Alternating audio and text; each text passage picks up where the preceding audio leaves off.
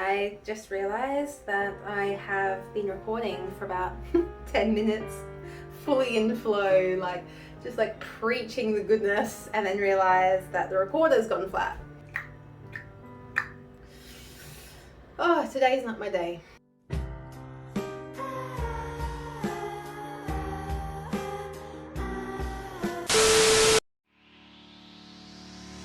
What's up guys, welcome to my channel, the #1 place for businesses and entrepreneurs who are looking to scale sustainably with a team and virtual assistants. So you are likely here because you are spending hours and hours and hours on things that no longer serve you. So stick around. Video editing is a big one and I've got some super juicy tips I'm going to take you through. Before we jump in guys, don't forget to like and subscribe to my channel. It helps me help more people like you.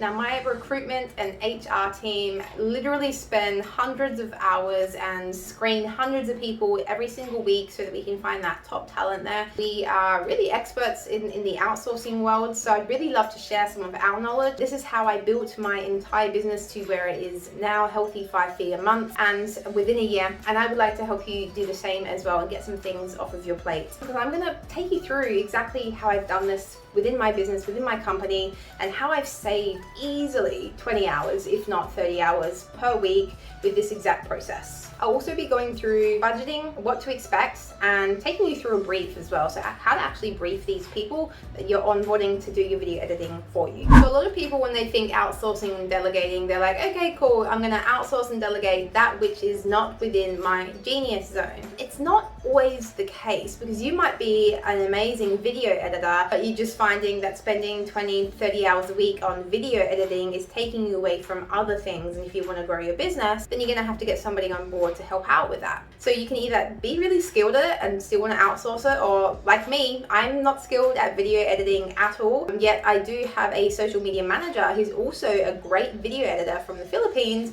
who's editing all of these videos. That is literally saving me 20 to 30 hours every single week. I think it's important to really know before you go out and you're outsourcing this is how long does it generally take to edit typically one of your videos. So you want to look at it from a holistic point of view as well. You want to look at it from conception to filming to the actual editing as well. For some ballpark figures, video editing can take anywhere between 30 minutes and an hour per minute of footage. But it can also be double this if there's a lot more bells and whistles that are going into that video. So you might sort of gauge, it might be around 3 to 5 days for a 10 to 15 minute video, all depending on what type of video that you have. I'm just going generally off of my own personal videos, which are around 10-15 minutes generally. It tends to take 3 to 5 days, depending on the actual video editor themselves and how fast they are, their skills and experience, and how long they've been working with you. So there's lots of different factors to consider here. One of the considerations you should have if you're the video editor yourself and you're looking to outsource this, you want to make sure that you're not dropping the quality in your videos. The point of outsourcing is to get someone who's a little bit better at it than what you are, because you don't want to have these gnarly videos and then all of a sudden the quality is dropping and there's not as many bells and whistles, and you want to make sure that it's either on par with where you're at with your video editing skills or better. If you're someone like me who has little to no experience with video editing, then you're probably going to be pretty happy with someone who can get the job done, but you might send them through examples of what you actually like and what you expect, and then work it from there as to what is the standard quality for you in this job. If you're hiring a video editor for YouTube, then ideally the quality kind of goes hand in hand with this. You want to be increasing your watch time. Obviously the higher quality your video is, the more engaging, the more encapsulating it is, the more views you're going to have and the more watch time you're going to have as well. Another thing to consider for YouTube video editors is if you are trying to grow your channel, then you know that consistency is one of the most important things. And if you're not consistent in nature, like me, then likely you're going to do really well with batching and having somebody on your team who can help you with the video editing side of things. I know for sure I would not be getting out one video a week if I didn't have the help of a video editor. So, just consider those points as well. I know it can be a bit of a big thing for you people who perhaps struggle with relinquishing control as well. You might might be thinking, no one can do the video editing like I do. You know, the quality's just not going to be there. I'm the only person that can do it the way that I want. If you're in that mentality, that's probably something that needs to be buried and, you know, processed and said goodbye to, because you can absolutely find people that are skilled in what you are doing. You can't possibly think that you're the only person in the world that has the level of skill and experience that you do. It can be, you know, a bit of a process combing through and trying to find the right person to essentially duplicate yourself, but it's definitely not impossible. If that is your objection to outsourcing, or, you know, a bit of a hesitation of yours, just know that there are some brilliantly, amazingly skilled professionals out there who would love to do this for you. Especially if you're recruiting and looking from the Philippines, you're going to be paying a much lesser hourly rate than what you would in-house or locally. And I can tell you right now, there is no drop in the quality of work there. There's a few things that you probably need to work through in terms of communication and culture and all of that, but that kind of just happens naturally anyway. So let's get started. How to know when to hire a video editor. Here's your first tip. Crunch your numbers. A lot of people skip this step and they love the idea of freeing up all this time and hiring a video editor, yet they fail to just do the accounting basics of crunching the numbers. If you are going to be hiring someone, and let's say you're hiring someone for maybe part-time starting at 20 hours and they're $10 an hour because you're hiring from the Philippines, so it's going to be $200 a week. Times that by 4, you're looking at $800 a month to hire a video editor. Really just feel into this and look at your numbers. Like if you've got an accountant or a bookkeeper that's on your team, go through and look at your numbers and say, what's your profit and loss? Where's your margin at? Is this something that you can afford to do long term? Like, you're not just going through Fiverr and Upwork. You're actually looking for someone ongoing. So you're offering them an opportunity to work with you ongoing. And so crunching your numbers is really important, because you want to make sure that at the end of the day, you can actually pay them for the work that you're doing. You don't just want to be scraping the bucket every single time and like really struggling to pay them, because it's going to put stress on you and your family, your friends, and the actual co-worker themselves. So make sure you've got a bit of a budget allocation there and you've got some cash coming in so that you can afford this person as well. I'm not saying that you have to do it this way. You don't have to be making bucket loads of money before you do your first hire. I've always said hire before you think you're ready, and this is what a mentor said to me, you know, a while ago when I first started as well. Hire before you think you're ready. When I first started outsourcing, I knew to scale my business up, I needed a certain skill set within my team to be able to do that effective and see through the fulfillment and the operation of my company. And so my first hire was a HR sort of operations manager for 40 full-time hours. I had accounting and I had social media management support as well. And so those three things were really important for me to get started. And I was actually still working at the time. I was working as a mental health nurse, doing night shifts to make ends meet and to stay afloat. And a lot of the time I was paying my team before I was even paying myself. I was just getting by. And I'm not gonna lie, like, it was stressful at that time. Like, there was a bit of financial stress there, but I had a lot of support around me and I had belief in myself as well, and I paying thousands of dollars to a mentor as well. I had heaps of support there. I would just make sure that if you are in that startup stage and you don't have a lot of money to work with, just consider these things that I've spoken about. You can absolutely do it. I'm not saying you can't do it, but you know, you need to be in the right mindsets, because it's a big thing. It's working through that mindset stuff. That's the biggest thing of all. So just take that into consideration when it comes to your budget. The next thing about budget is how are you actually going to pay this person? So are you going to be paying them hourly, or are you going to be paying them per project, so per video that they produce, or per minute? There's three different ways that you can do it: per minute, per project, or hourly rate. So ultimately it's going to come down to what's most valuable for you and also for them. If you're somebody who regularly does videos between 10 and 15 minutes or 15 and 20 minutes, and you have a certain amount, maybe you have 2 videos a week, then you can work out something project based. It might end up being more valuable and cost effective for you to do it that way. And it also depends on who you're working with. If you're working with someone maybe who's a little bit amateur and has only a couple of years experience and not 3, 4, 5+ years experience, you know, they're still figuring things out a little bit there. If you're going hourly with them, you might be spending a little bit more money than what you had thought in the beginning. And then if you're paying per minute, then that's getting pretty specific. Depending on per minute, again, how quickly this person works and the quality of their work, it's just consider those 3 different things. So project based, hourly, hourly and also per minute, and what's going to work for you and your business. Now, I do have a couple of friends that do video editing as a profession. I reached out to them and just asked, like, how do they get paid by their clients? And what they said to me was, and they're sort of higher end video editors as well, so they tend to go per project. And the reason they go per project is because the time can vary quite a lot. And so you could imagine working on a project-based gig, then they're not going to be so stressed in working under the pump with that hourly rate. So you'll probably find the pro end of the level, these guys are going to be, they're going to be working per project. And you might find someone who's a little bit less experienced working per hour. Again, it could be even opposites. I think, like, generalized from the advice that I've seen and the research that I've done online, again, it's going to come down to your personal preferences and what actually feels good for you and for your co-worker, whoever you're choosing to do this video editing with. Another thing worth mentioning here as well, I mentioned Upwork and Fiverr before. Typically on Fiverr, they're charging by the length of the video and also how much raw footage is submitted by the client. There's a few things about crunching your numbers, guys. Now, if you're still unclear about what to actually delegate within this process, I'm going to invite you to go ahead and download my delegation cheat sheet below. It's helped hundreds of entrepreneurs by now. Go check that out. There's a bit of a process in there as well to help you get set up on your back end if you don't have that yet. I'll leave the link in the description as well.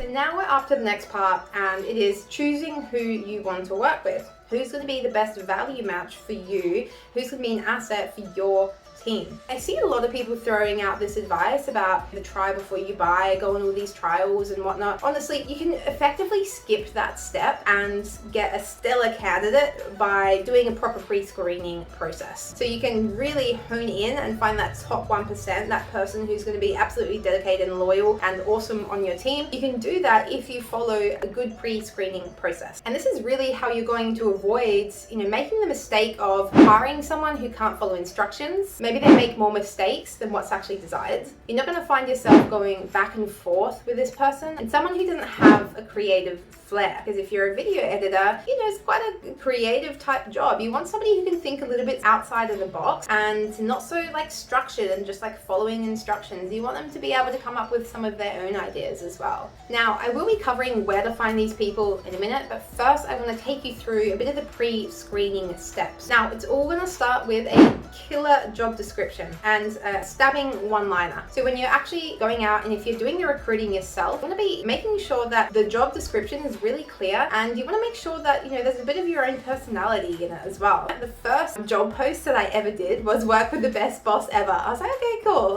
Sounds a little bit I didn't think it sounded ego, but I was like, okay, it's gonna attract a certain type of person with the title work for the best boss ever. It's a little bit out there, it's a little bit quirky, it's a little bit different. And 3 people that applied for that job, I still have on my team today, a year and a half later. That's where I have found some of my most awesome co-workers. Allow yourself to shine through your job description. It doesn't have to be all stiff and structured and perfect. We are imperfect humans, and so just let that shine through and be yourself. Now, once you put your job description together and you've posted it out, whether it's on social media, whether it's onlinejobs.ph, wherever you've put your job description out, you're probably going to find there is an influx of applicants. Here's just a little tip and a trick of what I do for when we put our job applicants out is you want to have some specific instructions in there, and this is how you wean out 80% of the people. The instructions are, don't just copy and paste. So a lot of people just go through and they copy paste.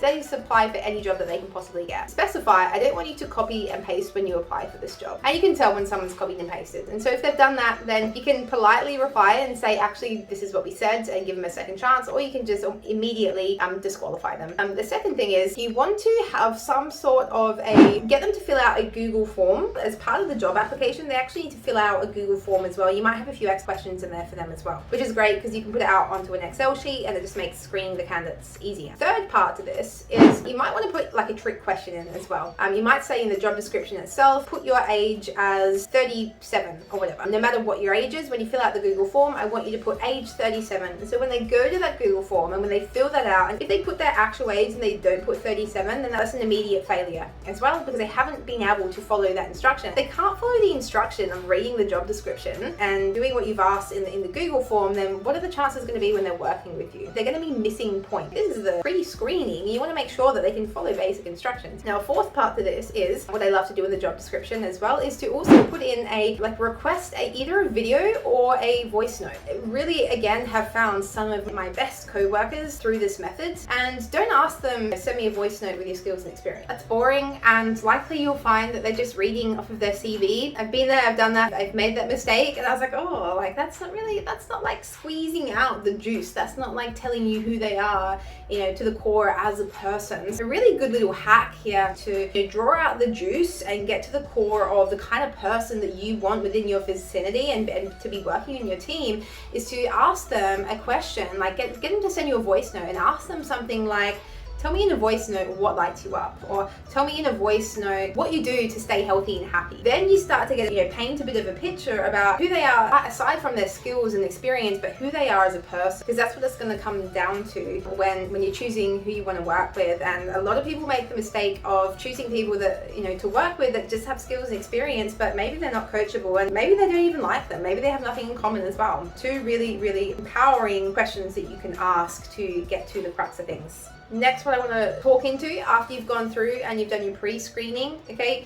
is now you need to go through and you need to get your shortlist. So when you're going through and you're shortlisting candidates, these are going to be the people that that are making it closer and closer to the interview. But they're not quite there. It's your shortlist. Once you've pre-screened, let's say you pre-screen and out of 150 people, there's like maybe 10 people that you really like and who you can see that have the potential as well. What you do after the pre-screening and moving into the shortlist is you want to set them like a small task to just check as well the quality of the work and if they can follow instructions. And so part of that is because it's video editing, you might do something like, hey, I'm going to give you 15 minutes of raw footage and I'd love you to make 1 minute of footage. Give them a bit of a brief, give them some instructions to follow, and then give them that task. Okay, it might not even be a minute, it might be 20 seconds. You might just make it super, super short and sharp. And you'll find probably through this as well, when you set a small task, it's going to wean out even more people. And if someone can't be asked to do a small task for you prior to taking on the job, you might actually question, well, what happens when they are working with you? Are they going to have, and you have some ad hoc things to give them or some requests, are they, are they going to kick up about that and not actually want to do it as well? You definitely have to be reasonable with this.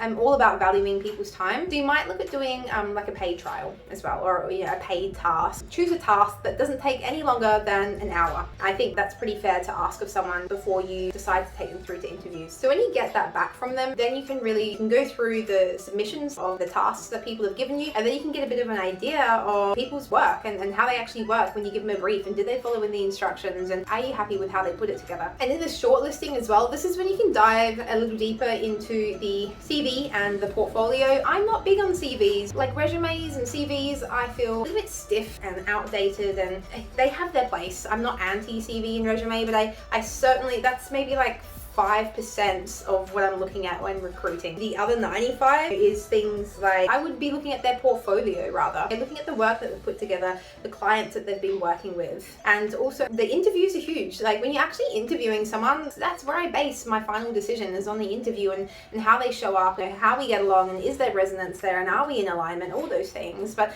the CV, the resume, like, anyone can copy and paste something from the internet. You don't know what you're getting in a CV resume. I don't think they're reliable, but certainly take a quick squiz at it if that floats your boat. But go off these other things that I've mentioned as well. So having a look at the portfolio, and you'll find that most freelancers, virtual co-workers, and this is what we do within my company as well, because we do all the heavy lifting of the recruitment and the HR, as you may or may not already know. And part of what we're doing is we're giving the CV and the portfolio to our clients before they do those interviews, and so they can see our impersonal score on them, but they can also see the portfolio beforehand as well, so that you're informed going into those interviews. From that shortlisting process, you might have liked 2 or 3 samples of the tasks that you had received from those candidates, and so you can let the other people know, sorry, you haven't made it through the interviews, and the people that have been officially shortlisted, so you can invite them into an interview. And so now you've got 2 or 3 people to interview. So now as you are coming up to the interview stage, you're going to go ahead and you're going to go schedule those interviews, and I'm not going to dive too deep into this because I've covered this like heaps in other videos. So you might want to go check out how to hire a virtual assistant, hiring a VA 101. Go check out that video if you want to dive a little bit deeper into the interviews and the questions and all that stuff. One thing I will mention here to give you a bit of a gauge as to what's the speed in which this person works is asking a time related question. For video editing, for example, you might ask them, hey, if I was to give you 30 minutes worth of raw footage and I wanted you to make a 5-minute video out of that, how long would that typically take you? Give them, just paint a bit of a picture, give them a bit of an idea and say it's going to be quite basic, there'll be a few little pop-ups coming up, want some B-roll on there, whatever. Paint them a picture and paint the same picture to all of these candidates in the interview, and you'll probably be surprised with some of the responses that you get from it. I've done this in like web development interviews when we're looking for a web designer, and someone says that'll take me 3 hours and the other person says that'll take me 3 days. I don't think the disparity will be so huge with video editing, but it's going to give you a bit of a picture as to the speed in which that person works. Really powerful question to ask. So now you've gone through the interview process and you've picked the person that you want to work with. It's important throughout the interview process to go over some expectations and boundaries, but you also want to make sure that you're reiterating this throughout the onboarding stage. So you might onboard that day if there's availability for it, or you might onboard, later on in the week or on another day, whatever's suitable for both of you. But the expectations and boundaries, you're going to be talking about like things like, are you working shift work? Are you flexible with your hours? How long does it take you to respond back generally to clients? Setting the expectations and boundaries is really, really important. Here as well, it's going to be a good idea to talk about a bit of a probation period. And this is what I mentioned in the early part of the video about skipping the whole trial and error thing by having a proper pre-screening. I think I've given you guys a lot of tips and tricks here on how to really hone in and get that real value matched co-worker to start off with. Okay, so the next part of this, and I'm going to be going into the briefing in just a second, but firstly, before I jump into the briefing, the reason we're doing the briefing is it's all got to do with communication. Because if you just went ahead and you hired a video editor and you said, hey, I want you to make this video that looks like this, and you give them a reference video, chances are there's going to be a lot of shit that goes wrong with that because there's no clear instruction. Communication, it's just something you see go so wrong so often in the virtual space, and also like even if you're working in a brick and mortar, like I used to work shifts as a nurse, and the thing that is always causing most of the errors in any workplace, 96% of the errors come from miscommunication, and it's no different in the virtual world. It's important, I think you guys know that, and in the long run it saves a lot of time, a lot of money, and a lot of frustration as well. Without further ado, I'm going to go ahead and I'm going to show you a bit of what I do with my video editor who saves me 20-30 hours a week, and I'm going to show you the content brief that we use for all of our YouTube videos. So this is the YouTube video editing brief that I share with my video editor. So we have the title there, and then we've got some thumbnail direction and guidance there as well. So pretty much on this part here, I've got my script and, just some points leaning on or following at some stage. I'm not always really just reading off a script, but they're just there as a reminder as I go through. On this right-hand side here, this is where my video editor really get the guidance and direction and communication of what I'm looking for with the video. So in the blue here, that's kind of our code for, is it going to be on camera or is it a screencast, or do I want B-roll in there? Are there some graphics and pop-up? So generally for these couple of parts here, it's me on camera, or these first 3 parts, and then we have mixes throughout, and there's very, very clear instructions here. So the red highlight is sort of stuff that we always have. That doesn't really change. Speaking of my video editor, this is always there. So we're always saying, include tight and wide screenshots to keep you viewers interested. These ones here, these are ones that are kind of new, so that he doesn't miss them as he's going through. I really want to highlight this and say, this is here to be done and included. And so what I do is I actually accompany it by, so that he knows where this actually goes, like show a snippet here of our onboarding Trello board. I've highlighted on this side of my script where it should be popping up as well. So as we go through, we've got really, really clear instructions here on what I'm actually looking for. And, it really just eliminates any room for error in this as well. And it really gives you a good chance of having a good first edit, so that you can avoid that back and forth. So yep, just a few more examples here. So I'm highlighting where I actually want this to come up here. And we're going to remake this GIF here, fast good, cheap. That's something that I talk about a lot. You can't have all 3 of them, you can only pick 2. And so I've just highlighted that there, and that's going to pop up when Jan does my video editing. Really good idea to have something like this with your team. Like I said, it just eliminates as many errors as possible, and it's really a way to make the whole process foolproof so that you're saving time and that you're also not wasting your video editor's time as well. Now you guys have seen the video brief that I do with my video editor, and I just want to chuck in a tip here. So a tip here is with that video brief, what's actually best practice here is to also have a checklist. So have a checklist so that for every single video, your video editor, your coworker is going through and making sure that everything has been followed and they're not missing anything out as well. And this checklist, it can be something that you might have in a project management system. I think we've mentioned this already, so it might be in Asana, it might be in Trello. You might just have something simple like on a Word document and have a checklist in there.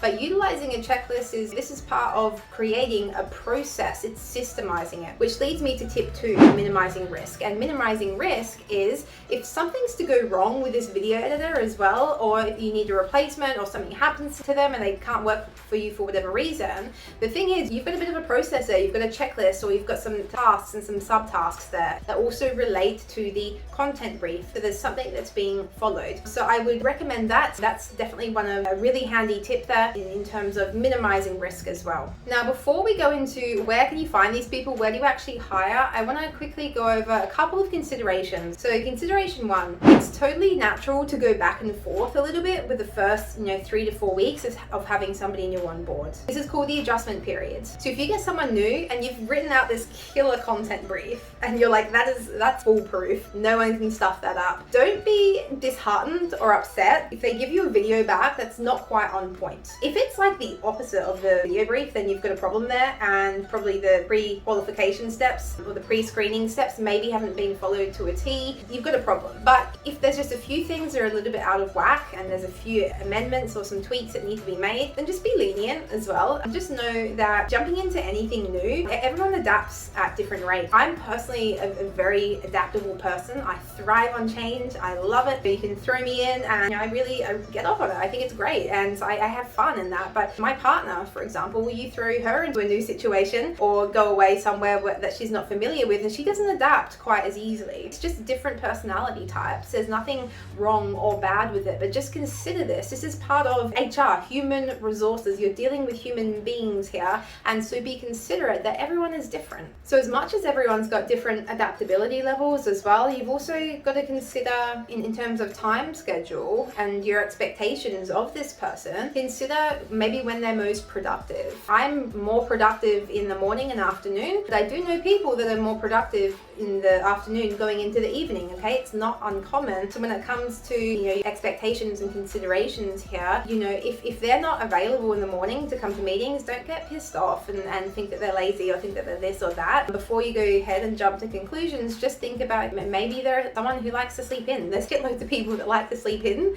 because mornings don't work for them, okay? The 5 a.m. club thing is bollocks. The 5 a.m. club, and if anyone says everyone should be in the 5 a.m. club, I don't agree with that whatsoever, because everyone has different bodies, they've got different cycles, different biology, different genetics, and so we can't expect everyone to be at exactly where we are. So just respect for diversity is what it comes down to. Now, what you guys have all been waiting for, where do I find this person? So I have mentioned a couple of times, you've got Fiverr and you've got Upwork there. I think they're better for more project-based gigs. If you want to check out my video on Upwork, click on here and it will take you to that. I'll deep dive. But for now, I'm just going to mention, if you are hiring yourself, you can follow these steps that I've given you. Just know when you are hiring yourself, if you're doing this to free up time, just realize that you've added recruiter and HR to your to-do list now as well. So unless you have somebody in your business who's in a management position and can oversee that person and can do the payroll and things like that, just realize that, okay, there's an extra thing there for you as well. So one of the platforms that we use, and I've mentioned it here already, is onlinejobs.ph. That's where we do a lot of our recruitment. Another place that you can look is simply by posting on social media. And thirdly, talk to some friends, talk to some colleagues and some peers, and speak to them about, you know, what you're looking for and do they have any recommendations. That's how we find a lot of our amazing virtual professionals, is through recommendations. Now, the second option to this is, if you, let's say you have cash leverage already and you don't have time, and if you're savvy and if you know what you want, then absolutely go through a company. I've mentioned my company, the Timecode, where we do all the heavy lifting for you. We do the HR, we do the recruitment. Literally all you have to do is get ready to delegate and manage. So now you guys know all about how to outsource your video editing, whether it's for YouTube, whether it's for your own company that's unrelated to YouTube. You've pretty much got all the steps laid out for you and what to actually look for and how to get the best person who's going to be an asset for your team. So if you have enjoyed this video, please help me help more people like you, and if you could like and subscribe, I would really appreciate that. And thank you so much for your time. I really value that you've stuck around and you've watched this video. Again, if you want to download that delegation cheat sheet, that's below. I also do have a free community. It's a Facebook group that I have, Scaling with Virtual Assistants, and this is where we drop all the goodies as well, some back-end secrets, some tips, some tricks, and some hacks. You're more than welcome to join that if you like. I will also leave the link for that below, and I'll see you on the next one. Bye.